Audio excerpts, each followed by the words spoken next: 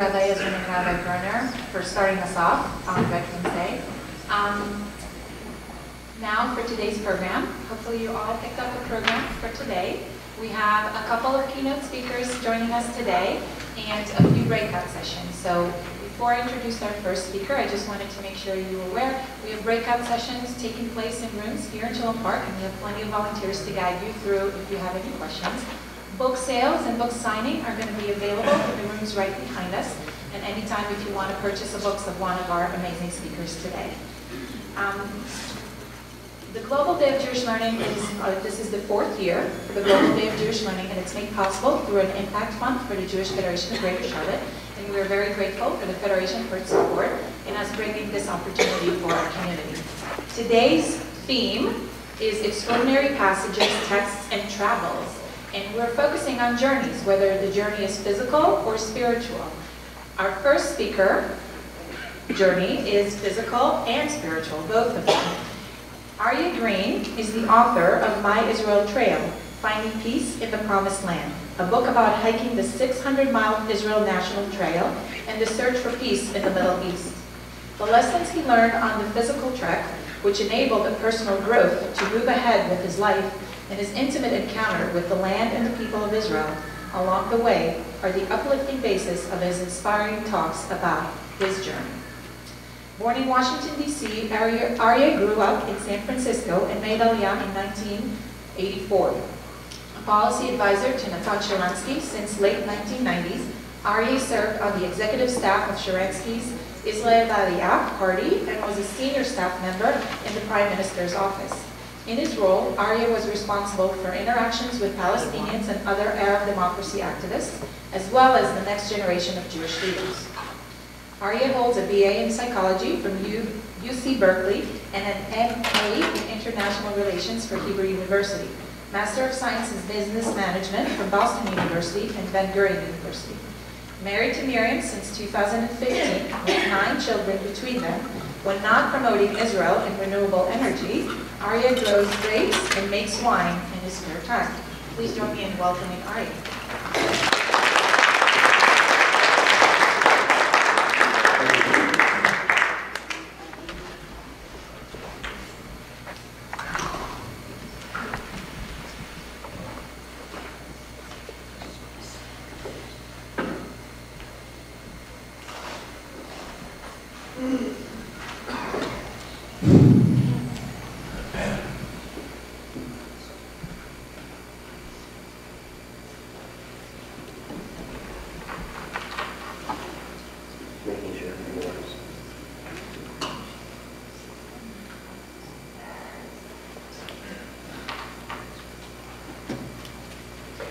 Imagine, I'm standing on a cliff's edge with a 50-pound pack on my back. The trail is about this wide. I don't need to exaggerate. It's about this wide. And there's a cliffside to my left and a fall, well, not quite like this, about 40 feet down onto large boulders to my right. And as I'm walking along, I suddenly come to the end of the path. I had missed the path itself. I actually had missed a sign telling me to go a different way. Now, I got to this point and I was panicking because I didn't know what to do. And I was frozen because I really felt that if I turned this way, the weight of the pack was going to pull me off the edge. And I couldn't turn this way because the pack would hit against the cliffside. And I was frozen. Thank God for Thomas Crumb's book, 3 Deep Breaths. I took 3 deep breaths to center myself, to calm down, and to explore the possibilities that were in front of me. And I very slowly let down my pack, put it in the trail behind me. I turned around and very gingerly retraced my steps. And I found that, yes, I had missed the trail sign. You're supposed to go up the side of a cliff. You'll see a picture of this in a little bit, with hand holds to go up the side of the cliff. And I was just enjoying the scenery so much and trying to keep my balance that I had missed it. Well, I walked back to where my bag was. And the interesting thing for me was when I put the bag back on, it seemed somehow lighter, which makes no sense. It's not like I took anything out of it, but it seemed more manageable. And as I turned around and I walked back and found the trail sign and made my way then along the trail up the cliffside, I realized something. Sometimes you get a little bit of perspective by putting down your bag, by relinquishing our baggage. We all carry a certain amount of baggage. And sometimes to get perspective, you have to put aside that baggage and evaluate where you are and where you're going. Where you're going is just as important. I hiked the Israel National Trail in 2014.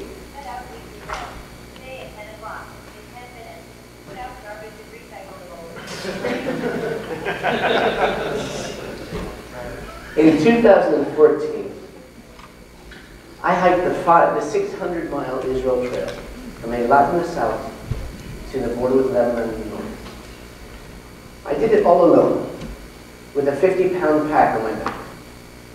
And I set out on the trail just weeks after finalizing my divorce.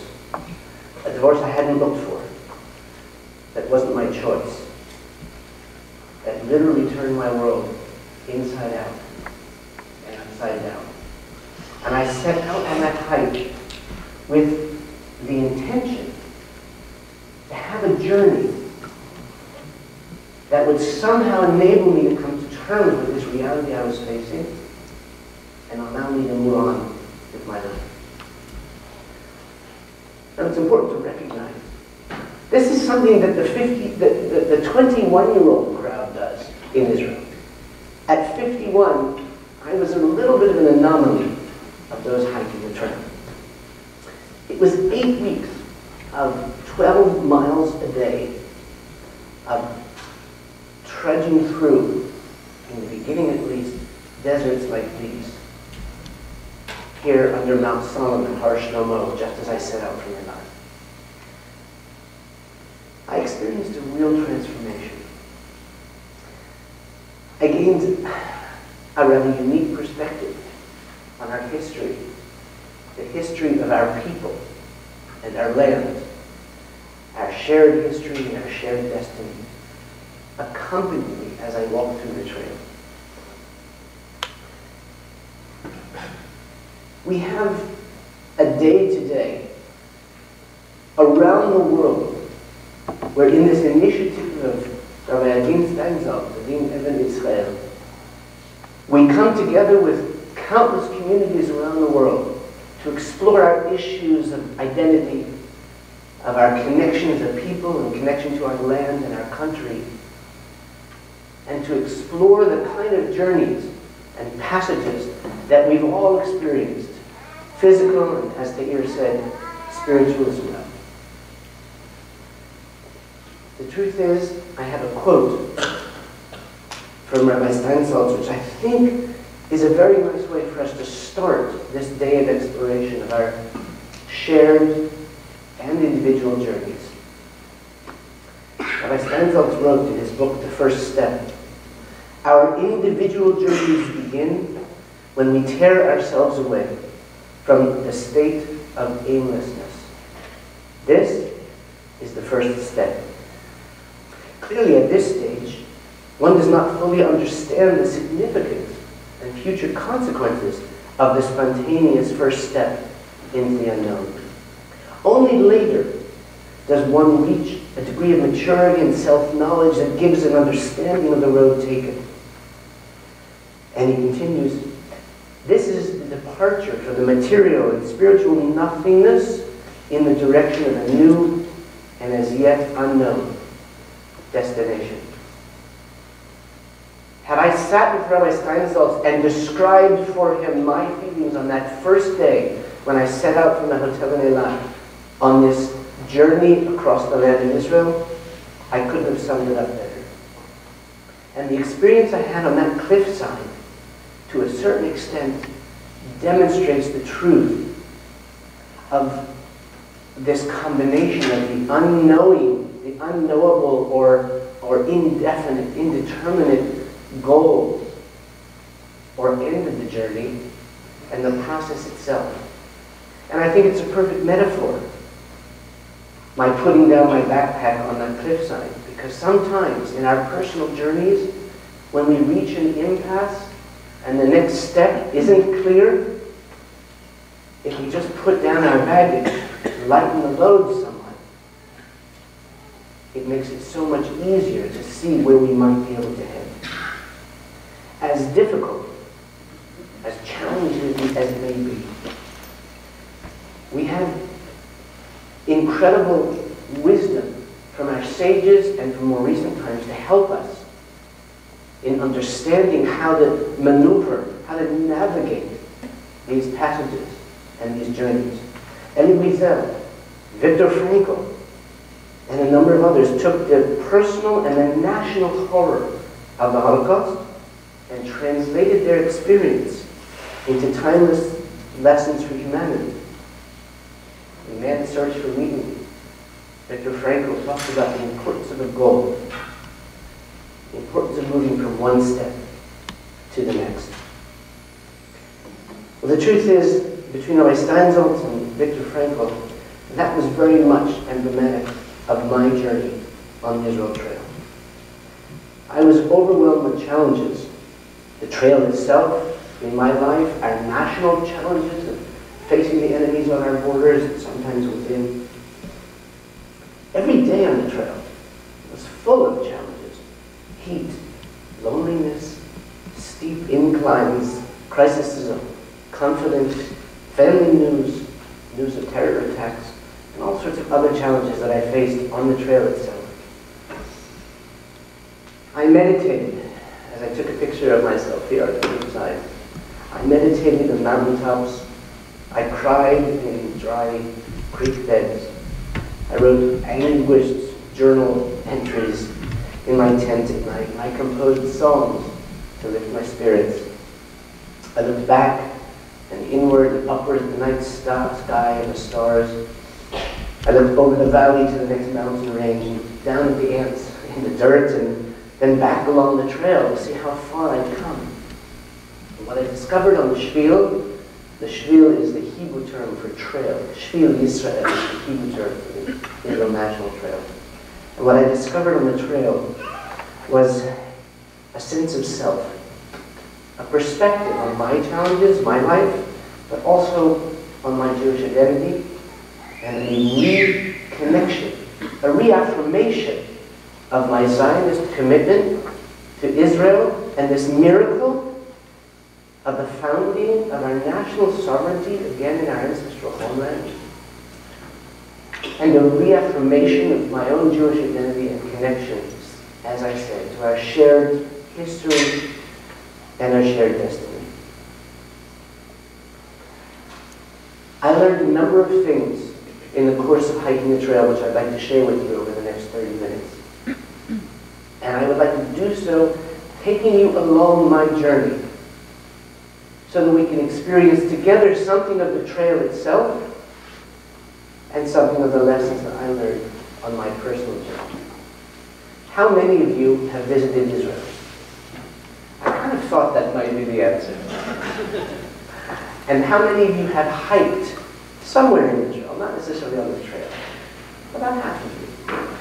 And how many of you have hiked even for one day on the Israel Trail itself? A few of you. So I'd like to introduce you to what my publishers and I decided after a long discussion is my Israel Trail. Not mine in a possessive sense, but mine in the sense that this was my experience of the trail. And this is my story of the healing that I achieved while walking on the Israel Trail. And we have a Facebook group that we call Our Israel Trail, for others to share in their own personal way, their own journeys along the Israel Trail, whether it's actually hiking the trail or simply part of their connection with Israel and their Jewish identity. I learned 5 lessons on the trail which I'd like to share with you briefly. This isn't a plug for my book, but I go into much more detail in the book itself. And I will be here for the rest of the day if you have questions, if you'd like to hear more anecdotes of meeting with jackals in the middle of the night, or losing the trail 10 times a day, or some of the wonderful Shabbatot I spent across the country with so many different kinds of Israelis. But the 5 lessons that I learned, which were the basis of, as I've described it, my personal healing, together formed a structure and a foundation that enabled me to move ahead with my life. And these 5 lessons helped me actually in the physical hike on the trail. And I'm hoping that by sharing them with you and through my book with others, they might be able to contribute to others facing their own personal challenges, as well as providing a wonderful vicarious walk through the land of Israel. As you can see, the desert is a difficult, somewhat barren place. Those of you who have walked through the Negev can recognize this. The first lesson that I learned walking through the desert was a profound sense of humility. Walking hour after hour, trudging with this 50, did I mention I have a 50-pound pack on my back? Hour after hour, with aching shoulders at the age of 51 without having done a lot of preparation beforehand. I felt insignificant. It was clear because I had left my family behind, and my work, and my friends, that nobody needed me. But in the desert, the sense that I had was of being such a small piece of the wide universe. I'm going to hope that this video can be played. There we go. Just to give a feel of what it's like walking through a vast expanse of what basically feels like a lunar landscape of almost nothingness.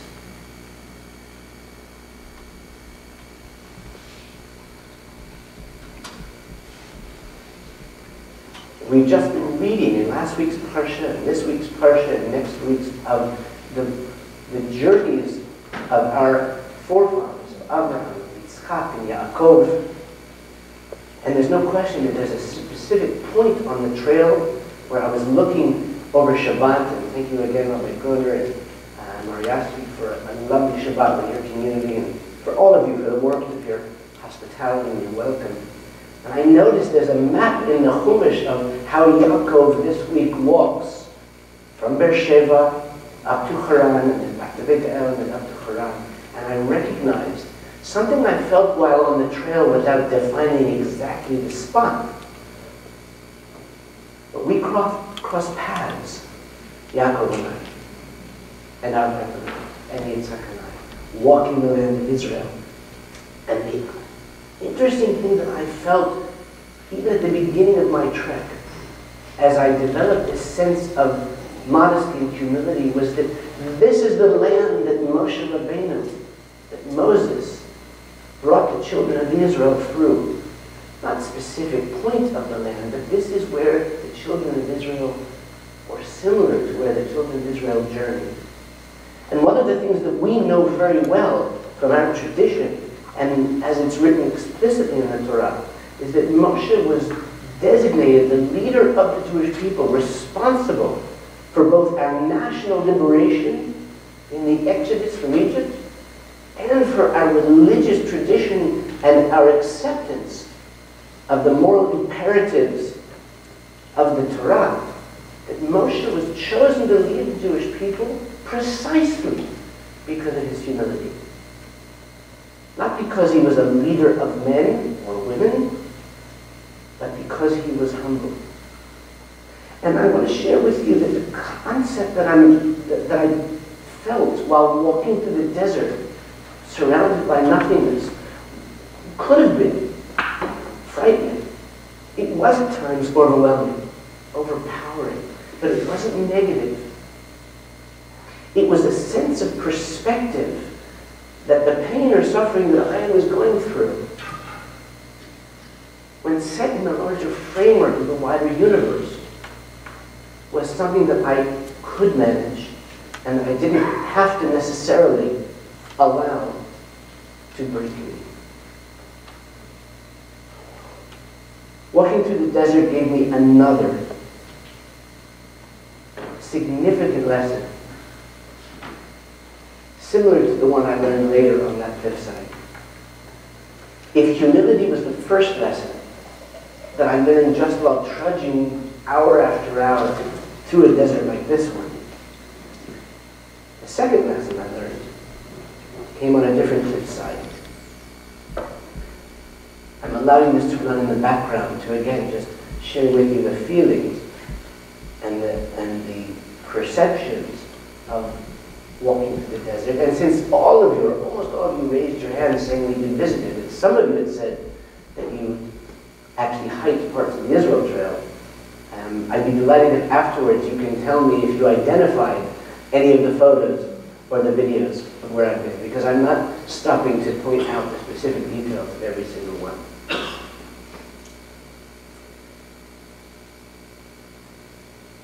I can't tell you how many times while hiking, including on that very first day when you saw me setting out, that I asked myself, what have you done? Are you crazy? Why are you doing this to yourself? The very first day when I set out,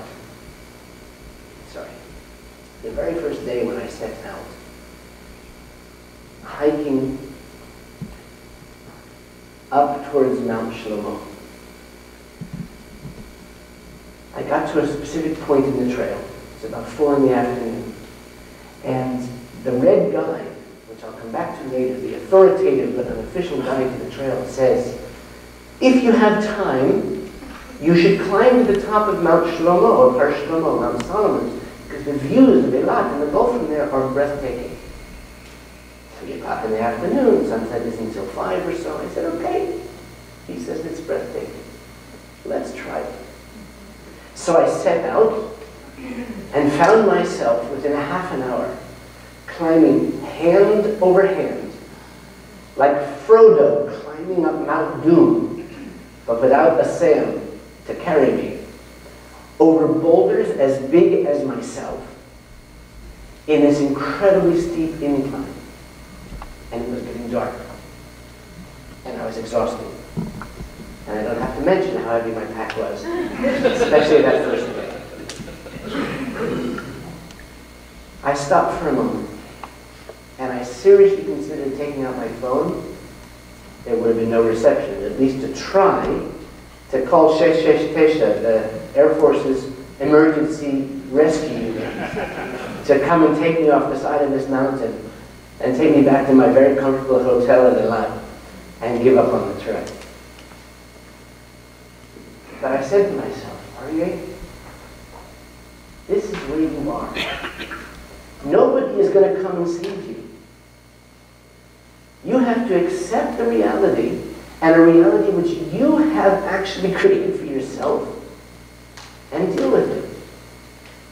And that acceptance, that issue of, okay, I'm here. Nobody's going to save me. I have to figure out the way to move on from here, was the second very important lesson I learned while hiking the trail. And I can tell you, on the physical trail itself, this is something that helped me time and time again, of being in a situation like the one I described at the outset, and simply accepting, acknowledging the reality, and then having the opportunity to deal with that. Now, this acceptance is something that was somehow cathartic, I would say. It was liberating, because from a place of humility, accepting where I am enabled me then to be able to take a next step, as Rabbi Steinsaltz would say. You can imagine how this, in my mind, in all of the time that I had walking every day and at night in my tent and writing in my journal, how this lesson of acceptance could be applied and was applied to my personal situation. Now, that pithy aphorism about accepting things I cannot change, having the wisdom to know the difference. It gets it exactly right. Acknowledging that there are aspects of life that we have no control over is in fact liberating. There are lessons from our tradition that speak to this issue as well.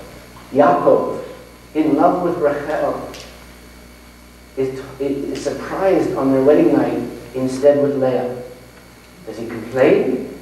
We don't know what he felt in his heart, but does he oppose Lavan? Does he walk out of the bridal suite, the honeymoon suite, and say, this isn't what I planned for? This is not the way I expected my life to go? No.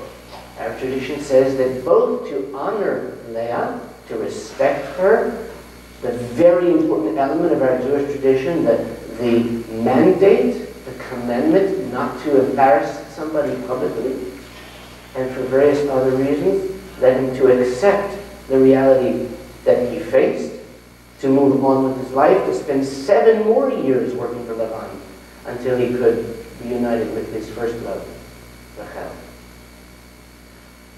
I never, ever imagined that I would be divorced. I have nothing against, of course. We all know people, many of us have experienced 50% or more of marriages in America today end up in divorce. Sometimes relationships need to dissolve in order for individuals to be happy and move forward. But I need to share with you so you understand. Our marriage was a happy marriage. In fact, so much so that our children, our friends, and our friends' children, and our children's friends looked to my marriage with my former wife as the paradigm of a true partnership, a real meeting of soulmates. And for almost 30 years, we created a Bayit Be'eman B'Yisrael, a faith-based home in Israel, full of love and happiness. Now, the story of my divorce and my wife's looking for her own path is a different story, and I relate to it with great respect in my book.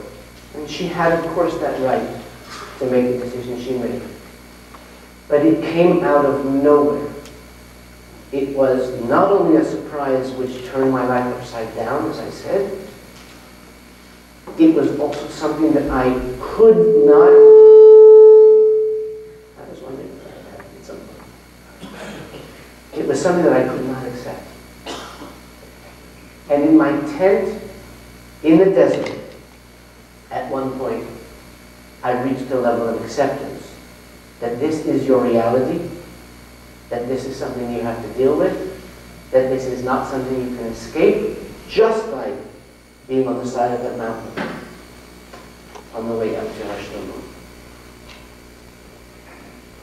I'm going to share with you one more video, which is of another clip called Hod Akev.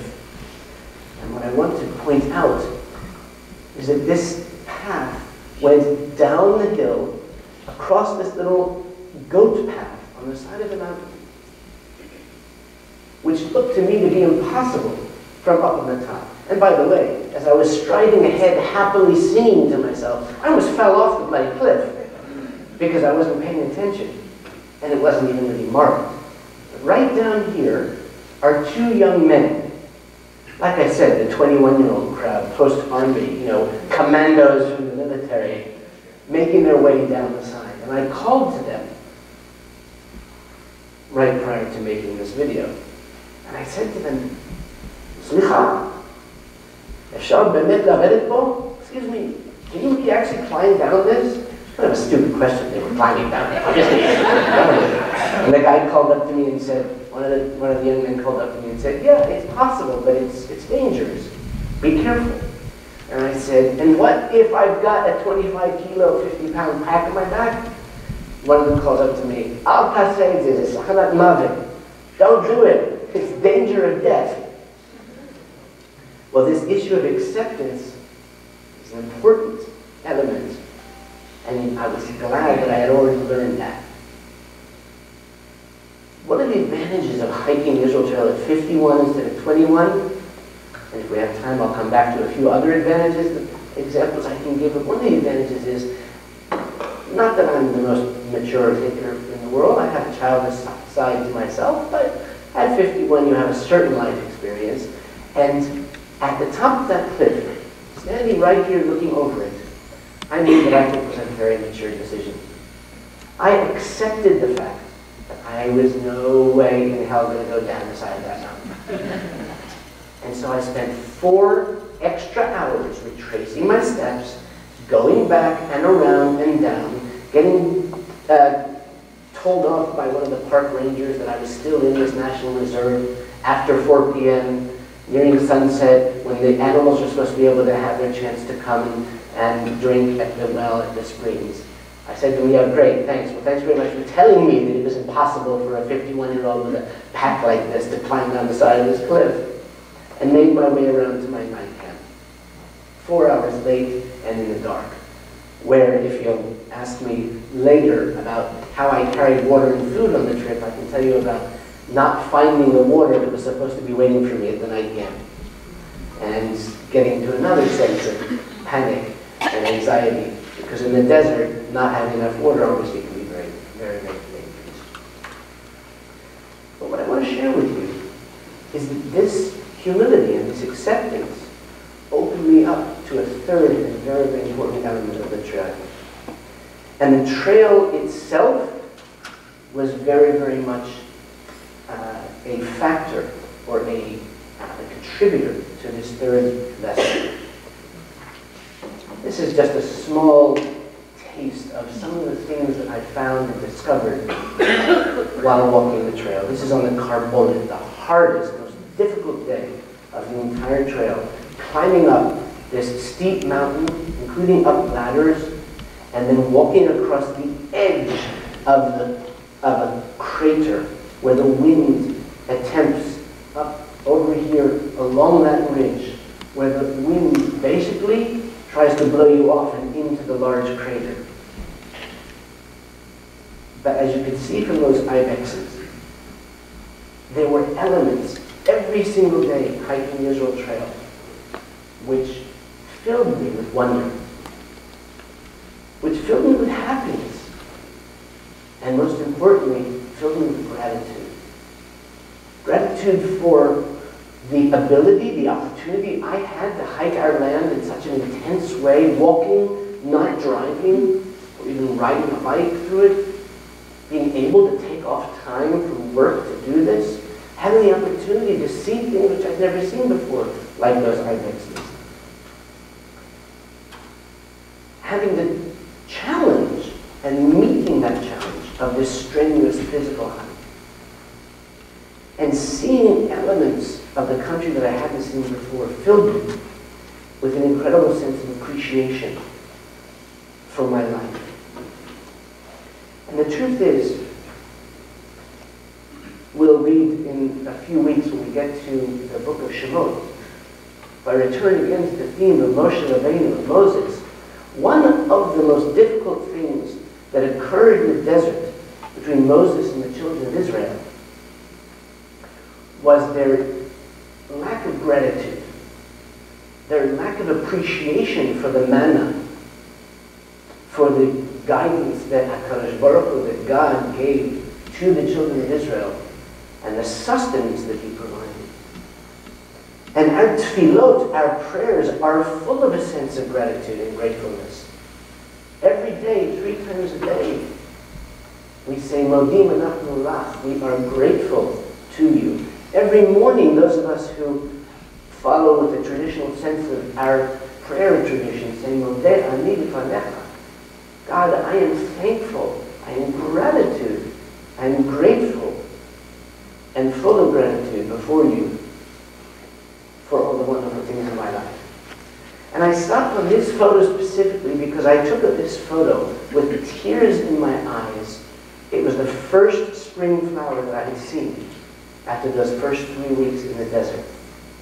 And I cried tears of gratitude, and I'm not embarrassed to share that with you, because there were so many things, little things, that made me appreciate so much about my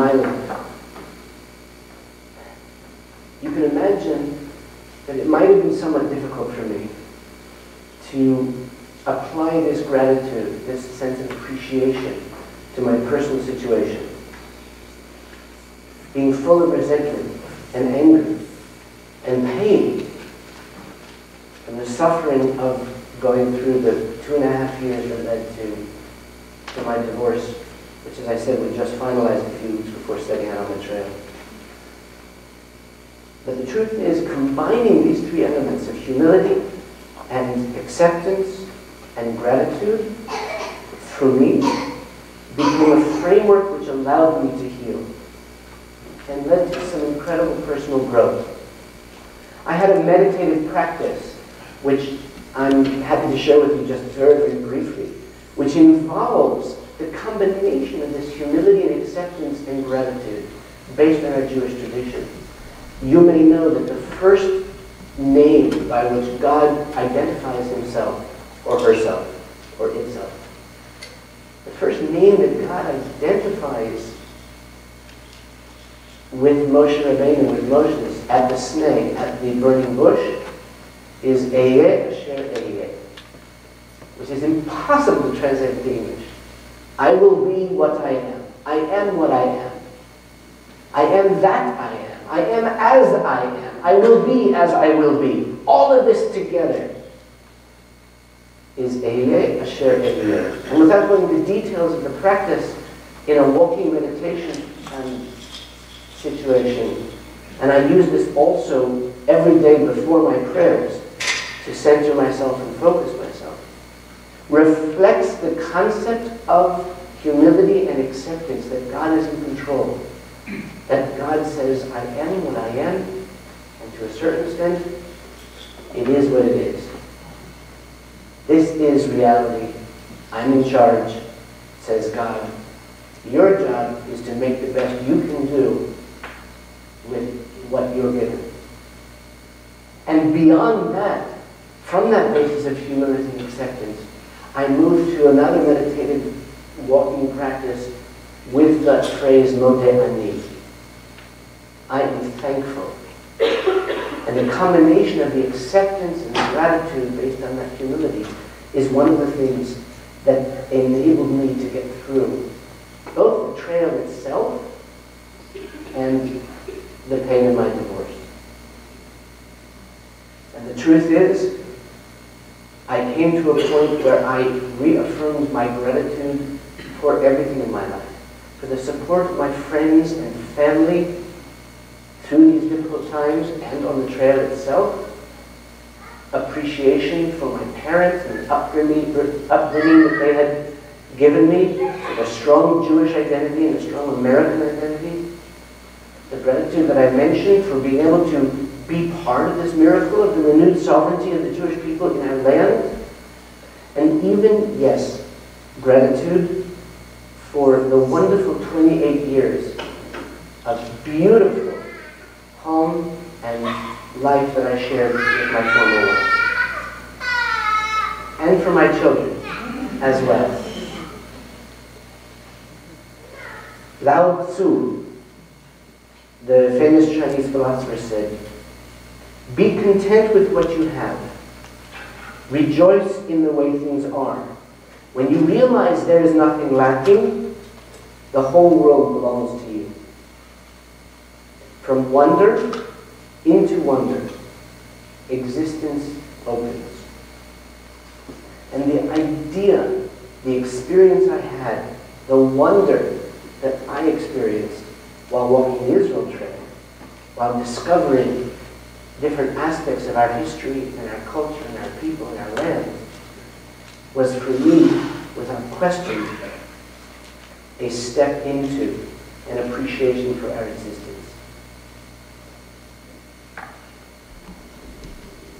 I want to move on to the fourth lesson, because although I could spend a lot of time talking about some of the experiences I had, for instance, in the Judean desert, which the Judean Desert National Nature Reserve is the largest nature reserve in the country. Raise your hand if you've ever been there. Nobody has. Okay, you're a tour guide. And one other. I'd like to hear your story. I'm sure. I look forward to hearing it. And how many of you have even heard of the Judean Desert Nature Reserve? Very few of you. Why is that? Look at it. There's nothing there. But that, to a certain extent, was one of the elements of the trail itself and the experience that I had, and that anybody walking through that desert can have. Connecting not only to the infinite source of being and the wider universe, but the Judean Desert in particular was a place that I felt as I was walking through it, where our prophets walked. It's where King David fled from King Saul. It's where battles were fought with the Canaanites. Full of history and meaning, even though it's full of literally nothing else. Moving on with my travel, I found myself, first of all, in Arad, where I stayed for the very first time at a trail angel, an institution or a phenomenon unique to Israel, where individuals open their homes to people hiking on the Shvil, giving them room and board, often food, a shower, doing your laundry, giving you resupply materials.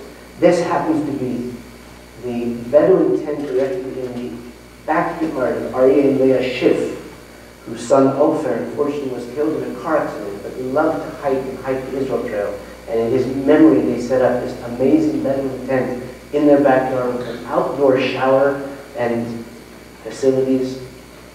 And you can imagine my gratitude then and throughout the trail for those who are so generous of their own time, space, materials, and others.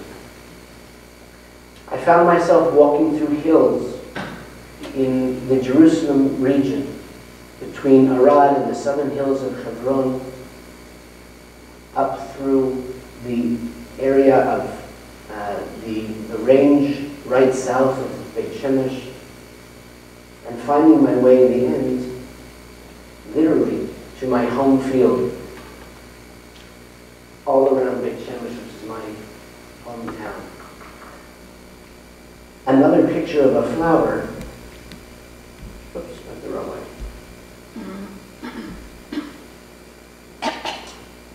I wanted to share with you a quote while looking over the hills as I neared home.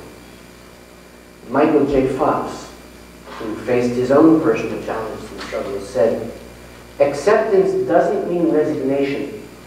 It means understanding that something is what it is, and there's got to be a way through it." And I came across that while hiking the trail, and you can imagine how it resonated with me.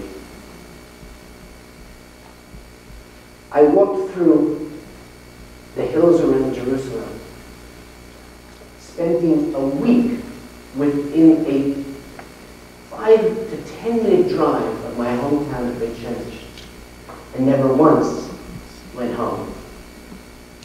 My daughter Moriah, who was 23 at the time, was kind of manning the fort at home.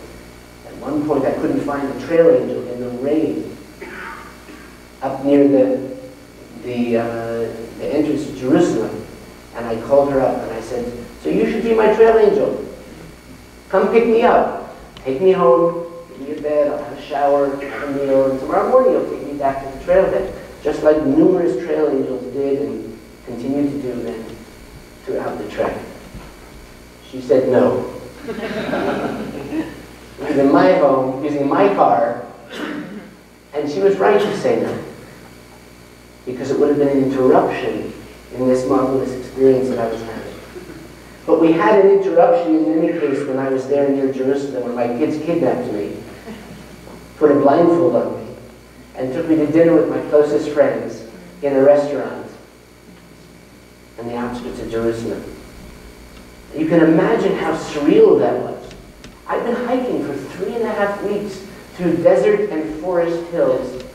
I'm wearing the same shirt given to me by my team at Media Central, the organization that I ran in Jerusalem, the provide services for the foreign press who were based in Israel, a project of honest reporting. They gave me a t-shirt that said, "Not too old to walk the trail." And I wore that t-shirt every day on the trail. So you said, ew. No, I did wash it, don't worry.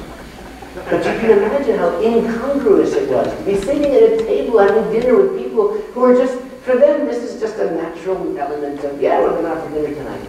And for me, when I got back to the trail angel hut at Hadassah University campus that night, I cried. Because it was such a reminder of the immense support and love that I had from my friends and my children. And I was so grateful, again, for the way that they had seen me through these difficulties.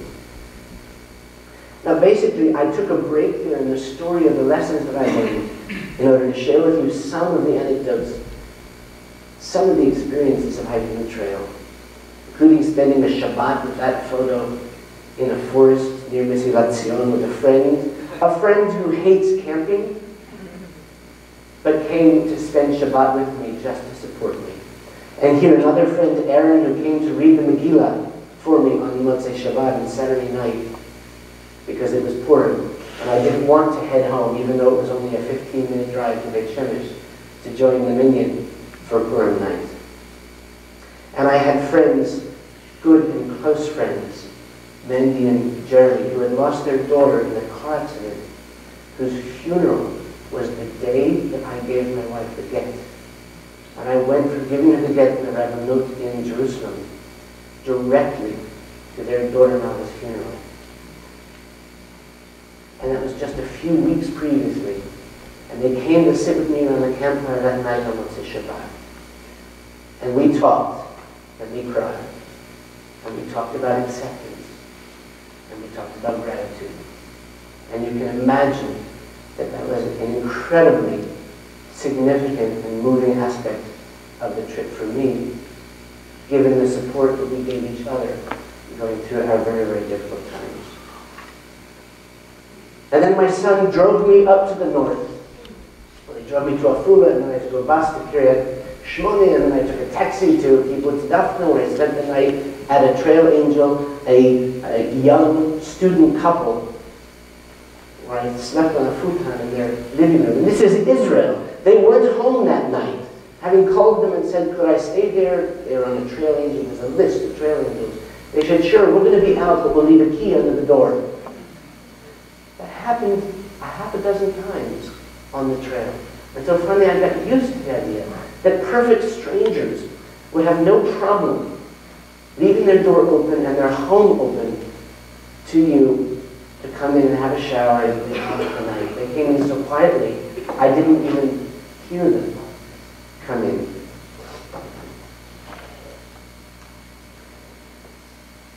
My mood changed when I got up to the north, partially because I love the forest.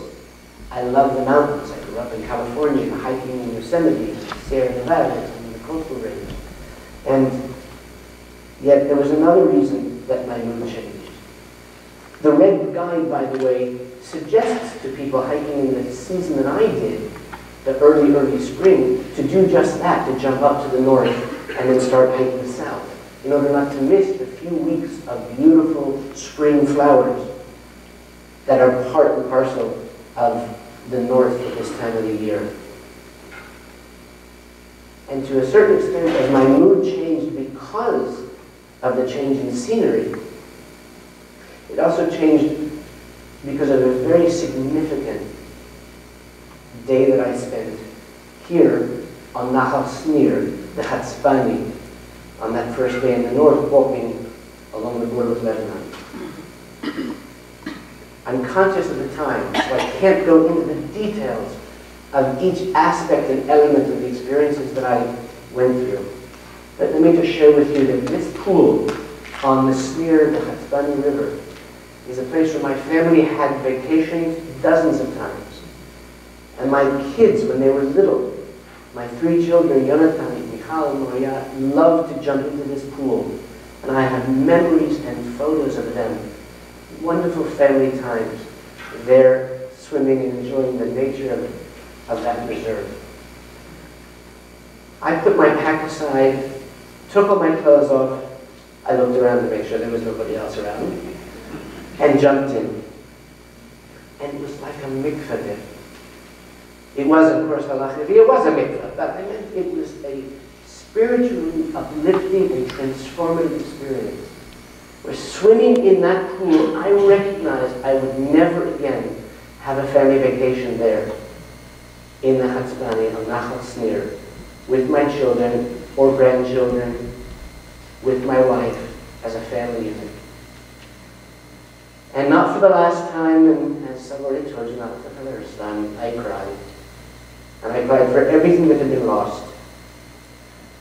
But somehow, the Mayim Chayim, the living waters of that natural experience of almost a mikveh, being embraced by the waters of Eden, as we describe what a mikveh is in our tradition, enabled me to have something even that I would go, even though it's hyperbole, I would go as far as to say was a rebirth.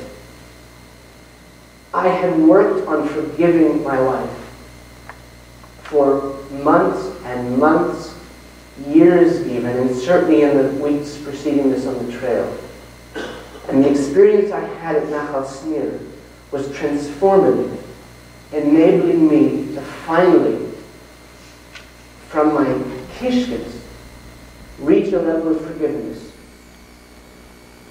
that took me to a place that enabled me to relinquish that resentment and anger and really see both my wife for what she was and her right to do as she needed,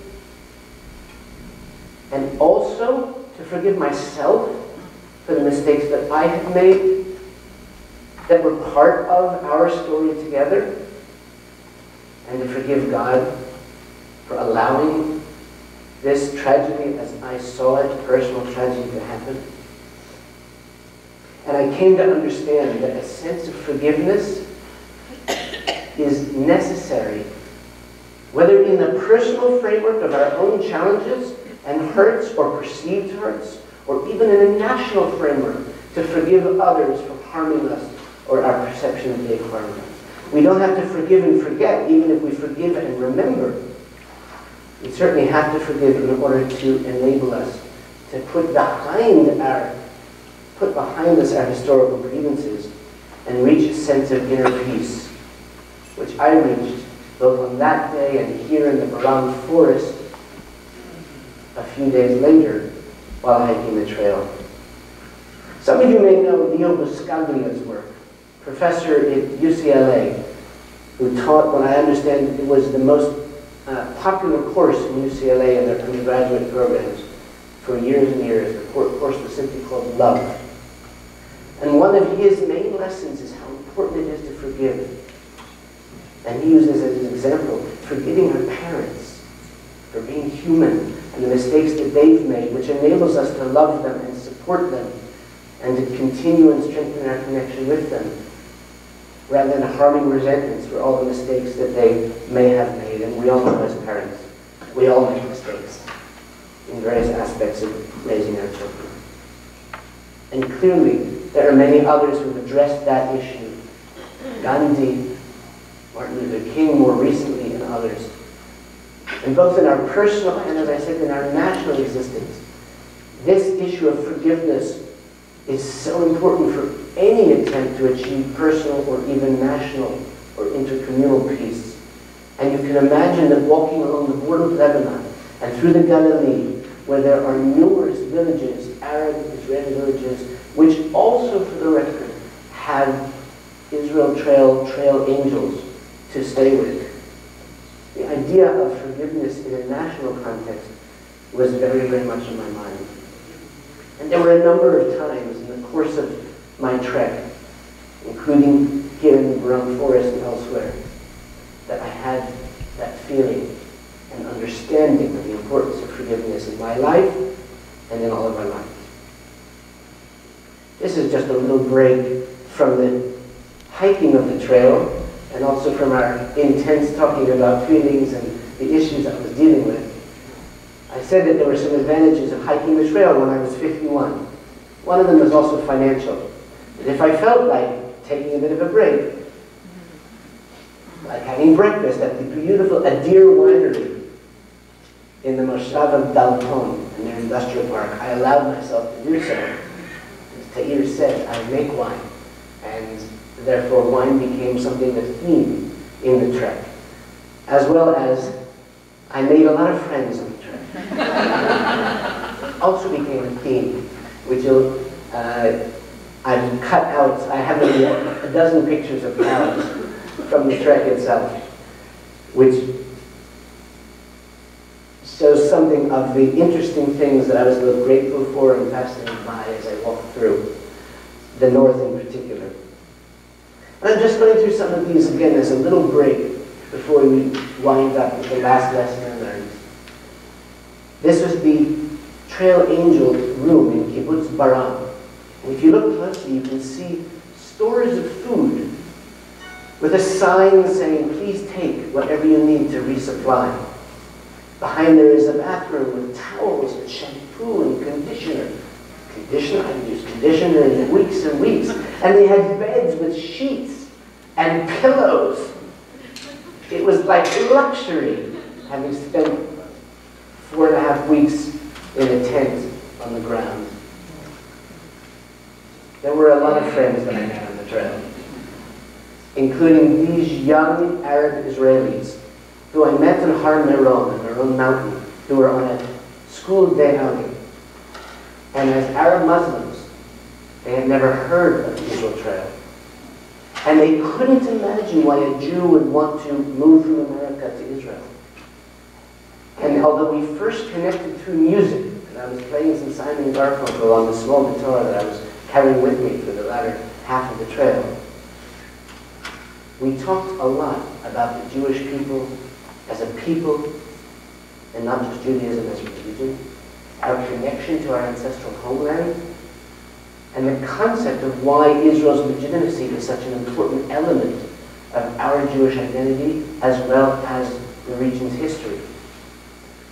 And that's just one example of the different kind of people that I met that made the Israel Trail time so uplifting and enjoyable and important for me. Ta'ir, I'm looking at the clock just to make sure we have to wrap up soon. Okay. So I want to jump to the last lesson I learned with just a few photos behind me to accompany us on the final weeks of the journey.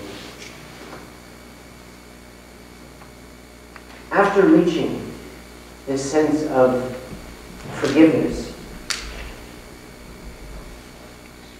I said that the acceptance and humility that I had learned opened up in me the ability to be grateful and to appreciate the amazing things in my life.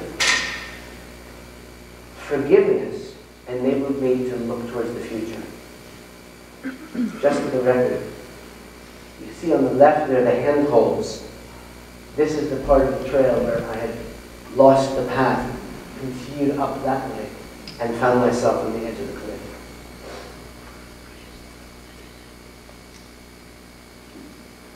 I had a goal every day down the trail, and that was to reach the night camp on that particular day. I'm obviously moving quickly through a few of the pictures that simply represent other aspects of the time that I spent in the north. And the goal that I had in general on the trail was to finish the trail and to finish the hike. The goal that I had, obviously in the wider spectrum, was to get over the pain of my divorce and to move forward with my life. I mentioned Viktor Frankl talking about goals and his book, Man's Search for Meaning. And the truth is that I found a sense of purpose and set for myself new and personal goals in the last week of the trail. And I've achieved some of them.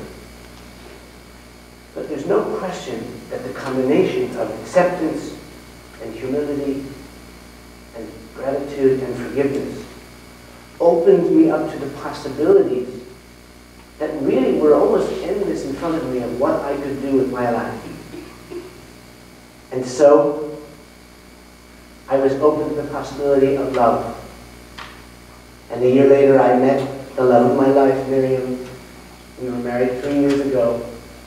As Tahir mentioned, we have 9 children between us.